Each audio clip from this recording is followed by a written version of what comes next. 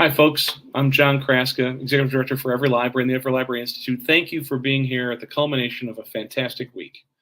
We have been doing extraordinary number of conversations with authors, with publishing industry professionals, with folks who care about the right to read and censorship.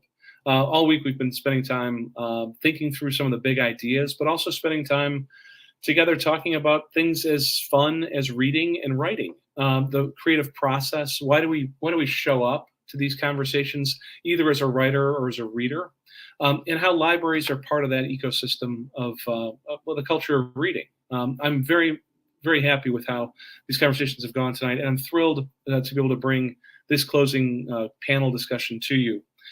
We've been wanting to have this conversation across this week with a focus on two things. One is censorship and book bans in libraries.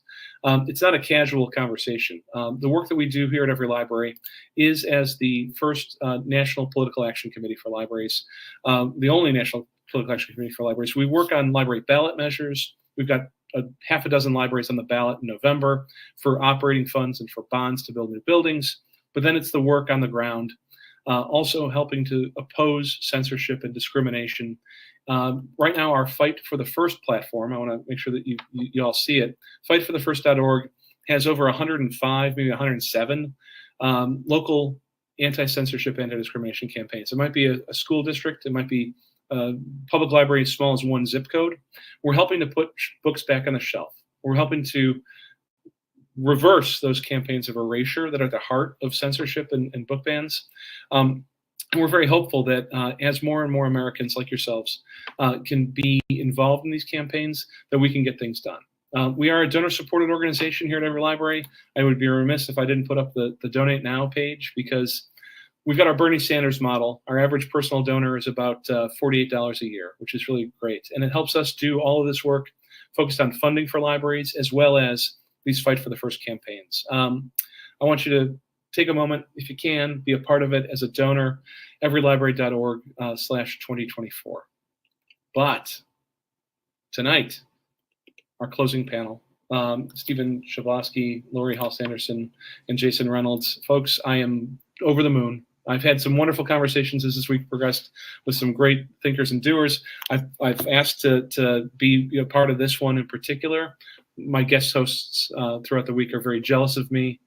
Thank you, team, for being here. I appreciate this so much. Thank you. My pleasure. Absolutely. So I'm going to do the round of intros. Jason Reynolds, #1 New York Times bestselling author, Newbery and Printz Honors, for those of you who are keeping score in the library world, National Book Award finalist. My wife would like me to say hello. The Long Way Down, All-American Boys, Coretta Scott King Honors, Margaret A. Edwards Awards. Jason, you're a good man for being here tonight. Thank you. So, Laurie Halse Anderson, New York Times bestselling author, 2-time National Book Award finalist, known for Speak and Chains. My wife would like me to say hello. The Margaret A. Edwards Awards, the Astrid Lindgren Memorial Award. This is such a treat for me. Thank you. My pleasure. And Stephen Chbosky, author of Perks of Being a Wallflower, an acclaimed director for film adaptations. You wrote and directed Wonder, co-wrote the screenplay for Disney's Beauty and the Beast. My wife would like me to say hello. And your novel, Imaginary Friend, was a New York Times bestseller. Team, this is a real treat for me. Can we talk about the state of play right now that you're seeing? I mean, you're listening to readers all across the country. You're talking to people who are your fans. You're talking to other writers. You're experiencing things across the creative economy. I mean, censorship right now in America, censorship in libraries and in schools, it has to be, I mean, we're in the trenches here at EveryLibrary, but how chilled right now are Americans in your experience? Is there a way out of this? Stephen, I know that you got some big things that you're doing this week right now with your projects. Can you go first? Sure, I happily go first. First of all, thank you for the amazing work that you're doing. You are in the trenches, and we're very often just the folks on the shelves. So thank you. I imagine that Jason and Laurie will both agree with me that it's different out there, isn't it? The Perks of Being a Wallflower was published in '99, so I'm 25 and a half years in, and it's been banned and challenged so many times. I've literally lost count. But the fervor and the passion behind the vitriol has really changed in the last few years. It's become much more personal, and so much so that in one case they wouldn't even give the books away. They wouldn't even sell them used. They were going to destroy them. And Dave Eggers led a campaign to fight that. So I just wanted to say that in terms of what I'm doing now. As you mentioned, I do a lot of film work, and I don't even know if I think I'm allowed to say that I just did a beautiful movie called Nona's that my wife wrote, Liz Macy, and I directed it. And it's about an Italian restaurant in Staten Island, and we just sold it to Netflix. And everybody who listens to me now, you will love Nona's. That's all I can say.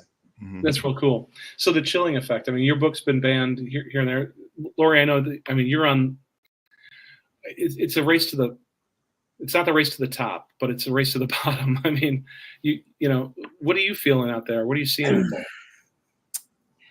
Well, you know, I've been trying to transform my rage into something that makes a positive change, and I think that's a challenge for all of us who care about public education and public spaces. They're trying to tire us out. They're trying to make us just burn with rage and then give up and then walk away. So, yeah, my books have been, I mean, like Stephen, I had Speak came out also in 1999. So I've had a couple of challenges over the years. But this is at a completely different level, which makes sense when you look at the coordination going on in the attacks on our Constitution, in the attacks on our brothers and sisters and fellow Americans. There is a small group of well-funded extremists who want to destroy any hope we have of ever achieving the promise that we made to ourselves with the Declaration of Independence. We're coming up on the 250th anniversary of the signing of that document. And we were just beginning to approach at least some of the goals in that document. You know, it makes a lot of sense to me that this backlash comes after we had Walter Dean Myers and Chris Myers putting their editorials in the New York Times more than 10 years ago, and then the development of We Need Diverse Books, and the walls of the doors of children's publishing were just beginning to crack open. And this new generation of incredible creators like Jason and many of our friends were just beginning to start their careers, and it was incredible. And now, boom, comes the backlash. And it's horrifying. It's horrifying for our community. It's destroying careers. Most of all, I think it's horrifying for this generation of Americans' children, because their education is being robbed from them. Jason, if I can ask you, your experience as National Ambassador for Young People's Literature, contrasting that, which I've seen you speak while you were in that role, the joy of it all, the hope behind it all, and now with the book bans and censorship that's been on, it's hit this incredible cadence. What are you feeling right now? First, let me say thanks for having me, and I also want to make sure people know, because Laurie won't say it, but when we talk about writers and authors on the front line, we've been fighting this fight for a long time. I want to make sure that we give due reverence to Laurie. I met Laurie at an event where she was speaking about this in 2013. In 2013, she was on a microphone, banging the podium, speaking about this very thing as I'm coming into this industry. And so to see her anywhere, but to see her here I wish she didn't have to keep speaking about it, but I am happy to know that she still has the energy to do so, because she's been doing so for longer than most of us, just to be clear. How am I feeling? I feel confused, I should say, because I was on the road as the ambassador, and I did go to all the places that everyone says is where all these things are happening. And when I got there and I talked to the kids, none of this was there. and that's where it becomes a bit dissonant for me. I'll tell you very, very quick anecdote. I was in somewhere down in Virginia Beach or Hampton, somewhere down in that way. And I showed up, I gave a talk, and it was time for the Q&A, and a woman stood up and first question and just ripped into me. Told me how I was ruining their children, how I was the perpetuator of racism, how I was shaming kids, how, all sorts of things. And I allowed for her to have her moment, and then we moved on with the Q&A. The second question of that Q&A was like a 12 or 13-year-old who said, "Hey, Mr. Reynolds, I read All American Boys, and I never knew anything about police violence, and I don't really understand it. And so I'd like you to clarify. I have some questions for you." Now, this is question one and question two, a grown person and a teenager, right? Instead of the teenager assuming they knew me and everything about me, they asked the questions that were concerning and making them curious. And the other person assumed that they knew everything about me, and that they had a right. And they did have a right to say what they said, but that they had an emotional right to say what they said. So I feel confused. I feel a bit like torn, because it's not, I think, and Laurie has talked about this in the past. It is the insecurity of, this is a quote, "It is the insecurity of adults." It has nothing to do with the kid. This is my biggest problem with it. It has nothing to do with kids. I've never had a child, and I've been around millions of kids. I've never had a child come to me and say, "Mr. Reynolds, I read this, that, and the third, and it made me feel scared. And it made me feel this." If anything, I've had kids say, "Mr. Reynolds, I read this, that, and the third. I have some questions. Can you help me understand?" Right? Like, that's what the kids are doing. And the adults are sort of shaking their fist saying, down with anything that is outside of their norm, and that's so, how are the kids going to grow into, how are the kids going to get, like, I met all these kids on tour and you could see the spark. How does that spark become a flame if we snuff it now? How does it happen? So, I don't know, man. No, so this is the closing panel for the week. Our opening person was Dr. Emily Knox. She's a scholar of First Amendment and libraries out of University of Illinois at Urbana-Champaign, and she talked about how the mantle of the censor is to protect innocence, and that the idea that if we as writers, we as library folks, we as readers don't respect innocence as if it is naivete. If we don't keep kids in a bubble, then somehow or another we're doing them harm. It's an absurd situation. It negates the child's own agency as a human being. And the confusion that's out there in the American public, Jason, you're not alone. Laurie, can I ask you what gets you up in the morning as somebody who's been in the trenches for as long as you have? I mean, as a writer, what gets you up as a writer has got to be different than what gets you up as a crusader, because you're a pretty good one. Yeah, that's interesting. And in truth, there are some mornings when I just want to pull the covers over my head. And I think that's when I'm feeling that way, that's a sign to me that I have to double down on community and touch base with friends or touch base with readers and educators. We kind of have an incredible privilege because we can hide at home. We can pull the covers over our heads. It's the educators and the education community that can't. They have to get up and go to work in the next morning.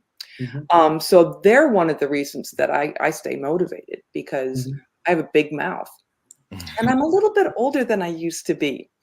I'm liking this snow on the top here, and I don't give a shit anymore. I really have stopped caring what people think about me. Well, I was completely charmed by your website. Was it Mad Woman in the Forest? Mad Woman in the Forest, yeah. I love that. Yeah. You said the word that I think is a magic word, Jason. You said the word curious. And that is the foundation of any kind of education, but also any kind of useful education in a public setting. I think maybe what we need to be doing is providing some parenting classes or support for parents who are feeling so overwhelmed. I'm trying to be generous here. who are feeling so overwhelmed by what they see as a culture that doesn't feel like the culture they thought they grew up with. Is that a nice way to put it? Mm-hmm. And I can understand that. I mean, anybody who's ever lived in a country that's not the country they grew up in, that's some adjustment. Maybe that's something we can do in communities. Offer parents help with talking about race, talking about sexuality, talking about mental health issues. Mm-hmm. But we have to dial it. I want to take a little bit of a step back, because we're missing, for me, the most important point, and that is parents have the right to have some agency over what their kids read. Sure. And as they do over their movies and their screen time and things like that, but they do not have the right to make those choices for other people's children. Laurie, that has been a consistent theme this week, and it's a consistent theme in every local Fight for the First campaign that we have. Yeah. The discomfort of small groups in what's being what could potentially get in front of their kids, the discomfort of the majority, for that matter, should not be driving decision making for other individuals and other families. And that's where your organization and lobbying state legislatures comes into place. We need a uniform code of how to address censorship challenges across the nation, and there is something to be reliable frameworks for that. There is something to be said for that public policy conversation, and trying to think through at the state level right now ways to support the right to read that are not just about the First Amendment, but about the continuum of access to content and also identity. We've been working at EveryLibrary on civil rights-based legislation using the public accommodation frameworks in state civil rights law to say public accommodation law is why we desegregated the lunch counter at Woolworths. Public accommodation says we're not going to turn any patron of the library away based on the color of their skin, if they're wearing a rainbow flag pin, if they're wearing a particular religious garb. Why are we turning those books away from the shelves? And that is not a representation issue. That's the answer to the question of why do we bring the books in the library in the first place. Right. If it's interesting to the majority, that's nice. But if it's relevant to a minority population, that's another great reason to do it.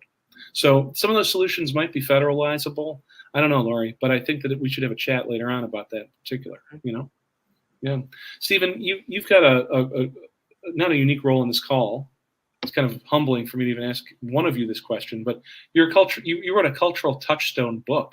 The movie set the tone for a generation. Are you on the receiving end of blame right now? Can I ask it like that? I don't mean to be impolite, but parents are so uncomfortable, and yet what your story was about was individuals who wanted to find their own way in the world. Blame. I don't know about blame. First of all, thank you for your kind words. I feel like quite humbled being on this particular panel. Whatever place Perks has in literature, I'm rather blown away by how well informed and brilliant everybody is. And I will also say that a quick step back. I want to share an anecdote about this particular YA moment and the movement that happened. Something I heard about Laurie, whom I admire very, very much and have known for a while. And it was, I remember back, it was like mid-90s, I'd finished the first draft of Perks, maybe it was the second. I was trying to get an agent. I couldn't get an agent and nobody wanted to represent it. And I remember one guy in particular, he wanted to represent it. He said, you know what? YA is dead. If The Catcher in the Rye were written today, I don't know what would happen to it, right? And I remember hearing that thinking, well, that makes sense. It sold like 65 million copies. Like it's not like these things that we feel have changed all that much for adolescent. And I was very proud that I felt that Laurie and I back in '99 were kind of the 1-2 punch of ushering in, that brilliant people and all, whether it's John Green to Jason here or you name it, to tell their own stories. So I just want to put it in the context. To me, I feel like Laurie is, a bit of a literary sister that way back in '99. In terms of the blame that I get, I don't really focus on that. I don't. Maybe it's I don't know, the Pittsburgher in me. I don't know. What I've found over the years is that there's usually a very, very small group who are very vocal, who they're the ones usually who challenge it. Early days, I used to try to reach out to people to kind of forge some understanding. I would say to them, kind of like what Laurie was talking about, like, I agree that the parents should have quite a bit of say in terms of what their individual kids read, but not others. I do believe that. And I wouldn't want the person being Wallflower or any book forced on a kid if it was against their, that family's, religion code, whatever it is that they might object to. And so I approached it early days that way. And I would write these letters and I would say things like, and I'm sure that Jason and Laurie have their own stories like this, in terms of, you get the special letter, you get the kid that says, I was all alone in the world. I read your book. It's the first time I ever felt loved, or I chose to not kill myself. I had the suicide letter in the drawer and I didn't do it. Like, we all have these experiences. It's very profound. And so what I try to do early days was say, hey, you never know where that next kid is. That's what matters to me. You don't know the next kid that needs to hear the thing. We can all talk about the policies, and those are important, but fundamentally, it's all about the individual, right? So, and I've received so many of these letters over the years that it means so much to me. And what I found, sadly, was they would read my letter out loud and read a copy of one of these letters. I hid all the names so people would have their privacy. And then the kid would get up, or the group would get up and say, this book has no value. It's like, you're like, I can't reach you. If you cannot understand that I wrote this thing that meant so much to somebody that they chose to not die because they saw themselves in it, I can't reach you. So all I can do is try to be open and respectful to your kids. Like Jason was talking about, it's never the kids. It's always it's a very small group of grownups that just for whatever reason think they have the right to tell all of us that somehow we're out there trying to corrupt or their children's innocence, or that we're all about the corruption of this, when really it's the complete opposite. If you were the kid who was lonely, if you were the kid that felt like the misfit, if you were the kid that didn't see yourself in whatever it is for whatever reason, and you're just writing about it the way that I did, the way that Laurie did, the way that Jason did, and other people resonate, well, that's the beauty of art in the first place. And so to me, I try to, the most of it is like, whatever blame it is, I could care less. I could really care less. To me, it's about that next kid. There's always that next kid. Yeah, and the word blame here, I apologize for saying that word. No, it's a great word. No, I'm not trying to lay anything on you with it, but you three have been in a spotlight, in a target, Jason, let me ask you what it's like right now to be a writer during a time of such censorship. I mean, your creative process, is it disrupted by this? Is it? No, not me. I mean, it's listen, my creative process. No, publishing companies' process and editing. Yes, they're terrified. Right? Okay, tell me a little bit more about that. Yeah, definitely. I mean, look, the publishers. I think the publishers.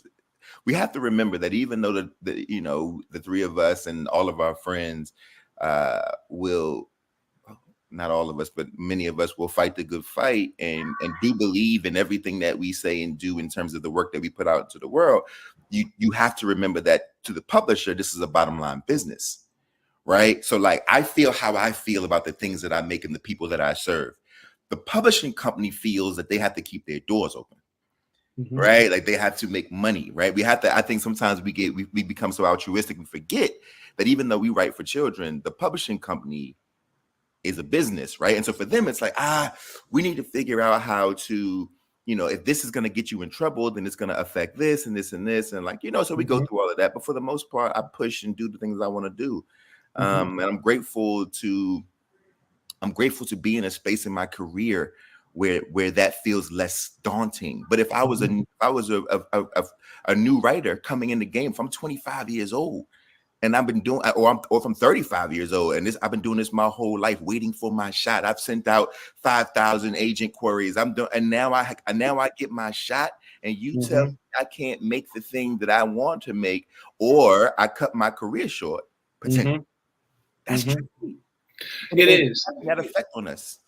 Well, I want to ask a little bit of follow-up here, because the librarian community, whether it's public librarians or school librarians right now, the number of books that are being targeted by a petition, a challenge, is well known. PEN America this week's come out with their mini report. They're going to be issuing something much bigger at the end of this next month.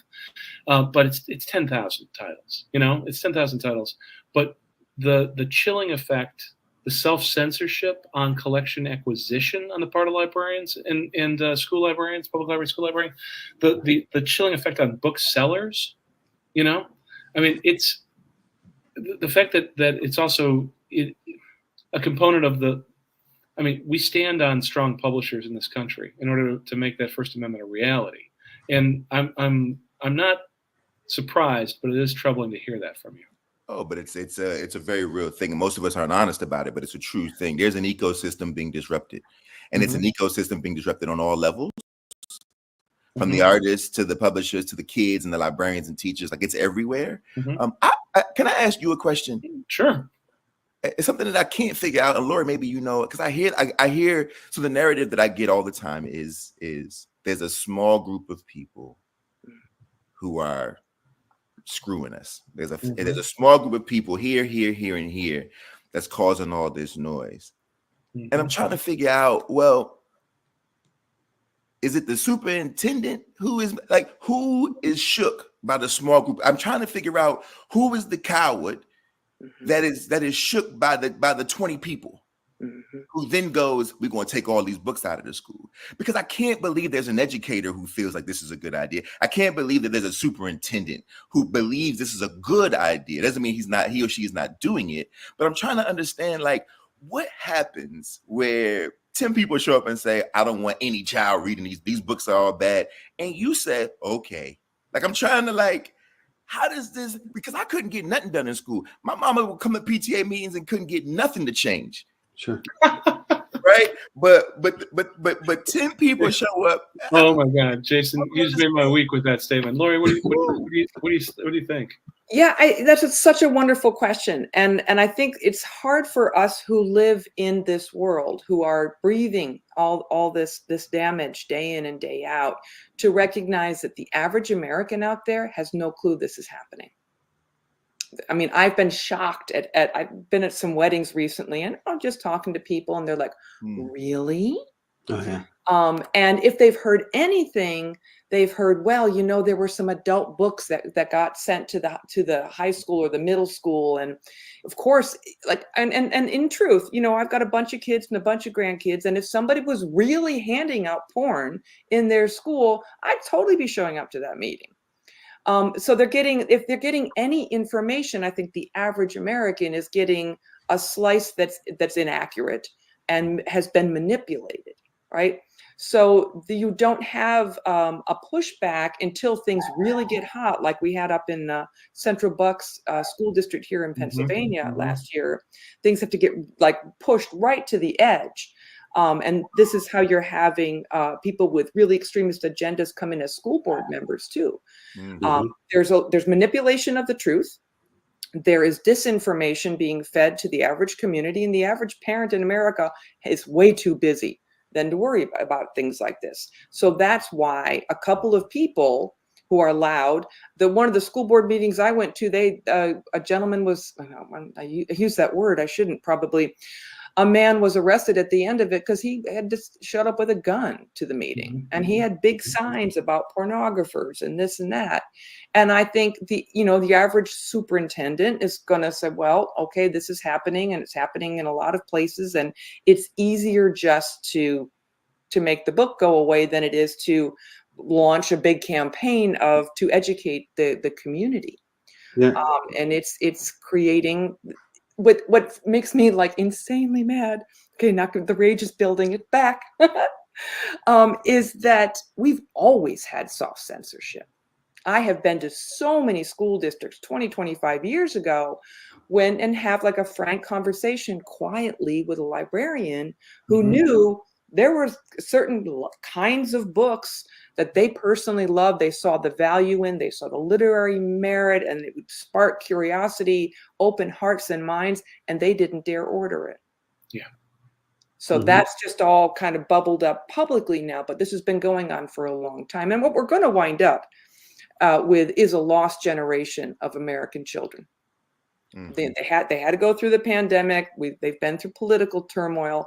They've not had the opportunity to develop great reading habits.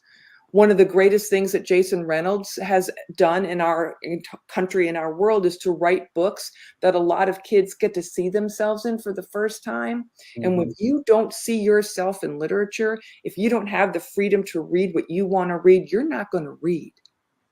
And when you don't read, your potential in your life stops right there. So, but the good news is we know how to fix this. We know how to fix this by supporting librarians, by supporting public education, by lobbying hard with politicians, and just telling people to get their nose out of the business of other families. Can I add one other thing? Please, I'm going to put up our petition though in the meantime while you're talking. Good idea. Sure. Everything Laurie said is brilliant, and I just wanted to add one thing that feels different because we're 25 years in now. For me,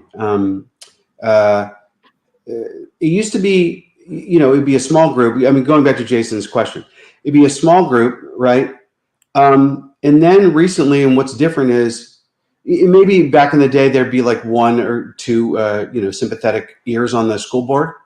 Now they're all running for school board, right? That's what's different.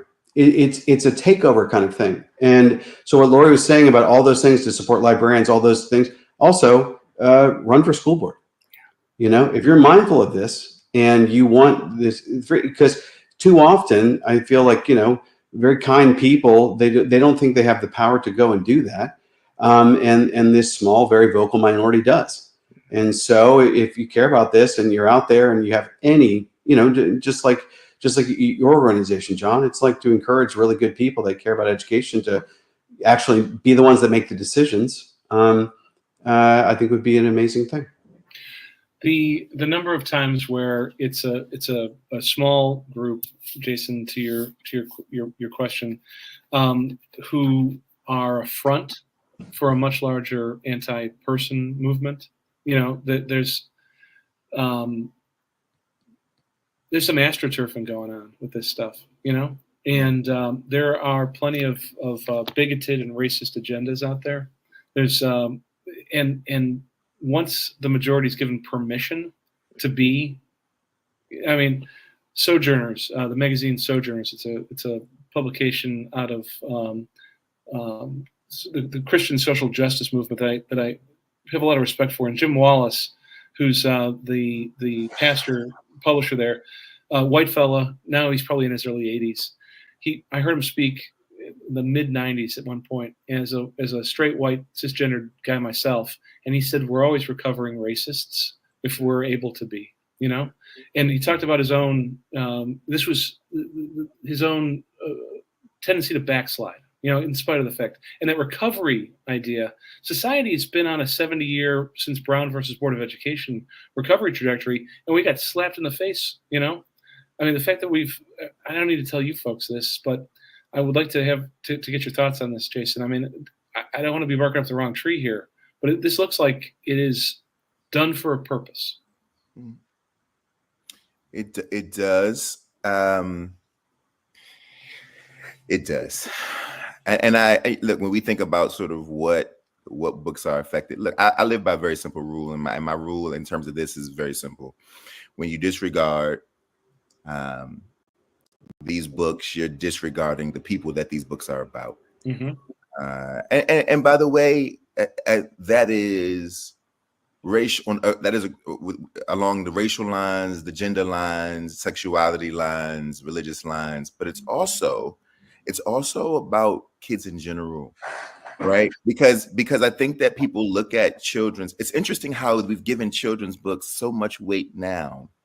But for all of us who write in this space and who have to be in the main populace, children's books are seen as like children's books then, right? So it's like either it's children's books or it's like children's books, right? Either we're the big bad wolf or we're the termite.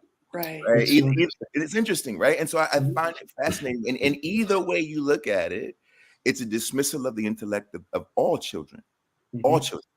No matter what they look like or where they come from. If you believe that young people don't have the intellectual, emotional capacity to manage complicated conversations with the help of you, the parent, then you don't believe that young people are whole at their young age. You believe that they have formed things.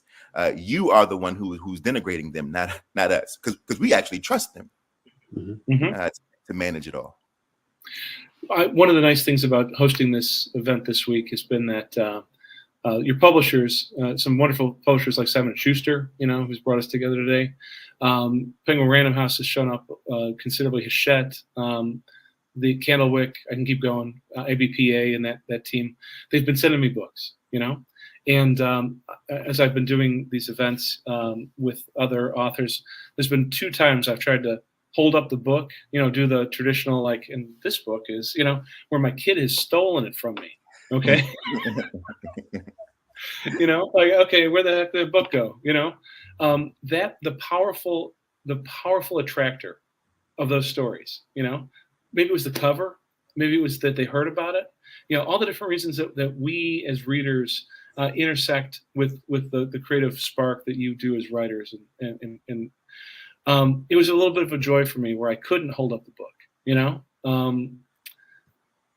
we've eaten up more than the time that you've been so gracious to give me tonight. I appreciate it so much.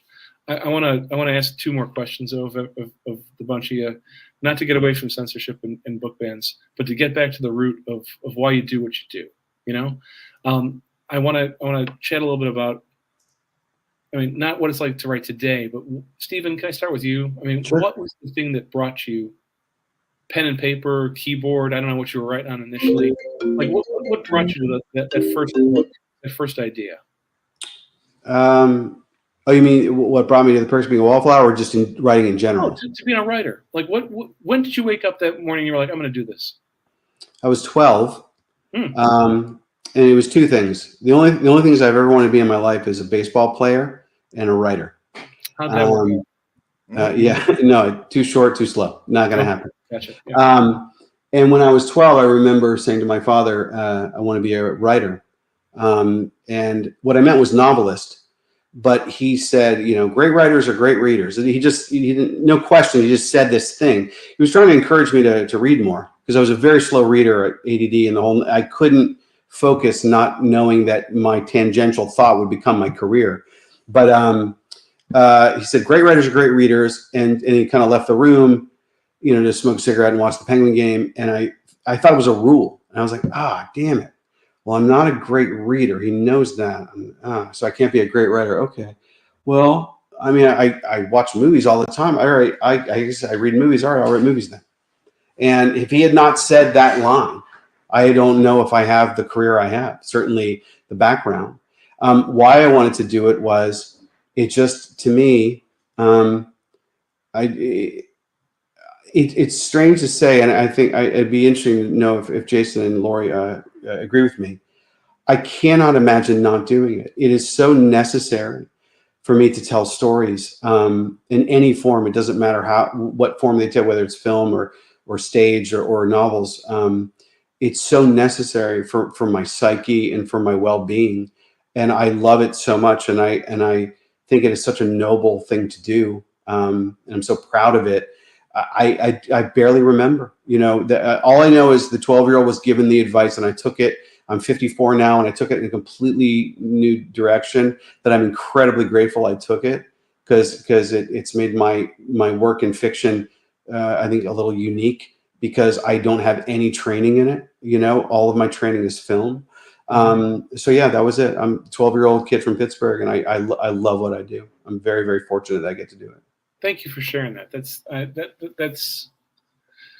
it's important, I think, for folks to hear, because getting carried forward by something that you want to do, and it touches so many lives. Jason, what was what's your origin story, if I can go like that way? I was, I've told this story, so if you've heard it, forgive me, but I was a kid who didn't read much. Back then, it was tricky to find books about little Black kids living during the 80s and 90s. You know, I always give credit to Walter, the great Walter Dean Myers, because I loved him dearly, and he inspired me to be whoever it is that I became. But, you know, at the time in which I was coming up, a lot of Walter's books were rooted in the 70s. So the language was language of the 70s. I fell in love with those books as an adult, right? And by the time Monster came out, I was grown, right? Which was a contemporary novel, but I was grown. And so there really wasn't a lot of Black kids were expected to read about the civil rights movement. You know, we had to read the autobiography, you know, Frederick Douglass, the narrative of Frederick Douglass. We had to, you know what I mean? And so as a kid growing up in the 80s and the early 90s, where your community is jumping with rap music, which is a new burgeoning sound, right? Taking over all the urban communities. There is crack cocaine, right? Which is also a burgeoning thing, taking over the communities in the opposite way. And then you had the AIDS epidemic. All of this is happening during my childhood, right? Like, this is what's going on around me, and nobody's talking about it in the books. Like, no one was writing about it from a contemporary perspective while I was living it as a child. So I don't have any literary archive of my childhood, right? And so because of that, I didn't read and I didn't write much, but I did discover that rappers were writing it down. And liner notes showed me that the way that they were writing it down was the exact same way the teachers were giving me, you know, I Too by Langston Hughes in class. Right? That it looked exactly the same. This idea of the stanza or couplets or all these devices that I learned much later in my life, the rappers were using this, right? Meter, rhythm, right? Scheme, all of these things that I don't know at the time, but it feels good to me.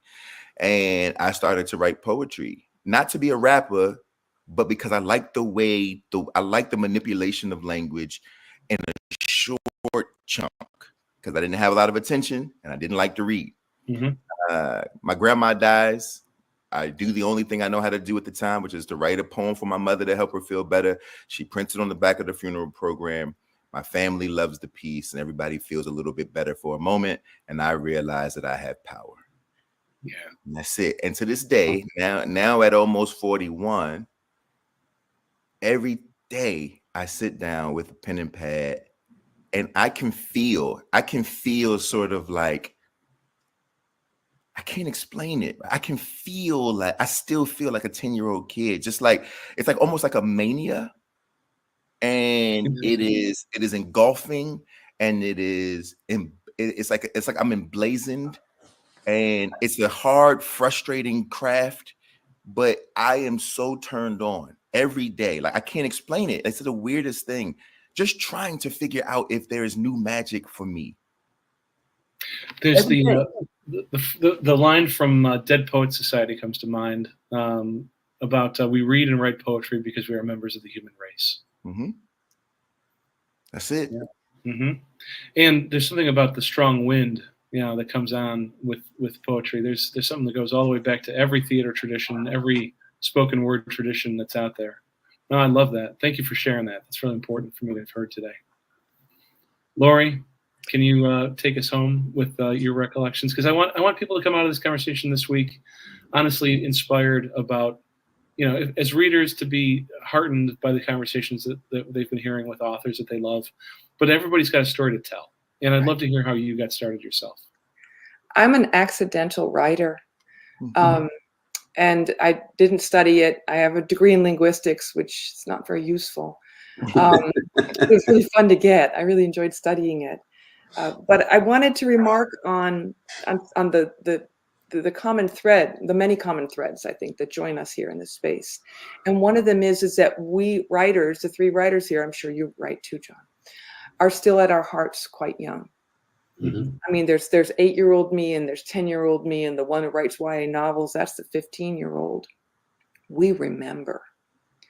And I think that I see that in some of the best teachers I know too. They remember. And it's a way of honoring our child selves, but also honoring the children out there, for us to try to take the few things we might think we understand about the world and craft them into a story that will engage their hearts. I think that the thing I love most about child me is that I'm still so confused by everything. And so when I'm writing to try to make sense of the world for myself. And sometimes that works for other people too. But also in terms of just the writing for me is not enough. I have to be, it's not that I have to be reading, I want to be reading. Books to me are food. And I learned at a young age how to walk and read at the same time. And now I can do dishes and read at the same time. I can do so many things while I'm reading. And for anybody out there who's joining us tonight, if you haven't read a good book recently, I give you permission to put something else aside and make the time and space, because we all have to be embracing our child selves to strengthen our adult selves, to do this necessary work. And a good story is the best way I know to make us strong.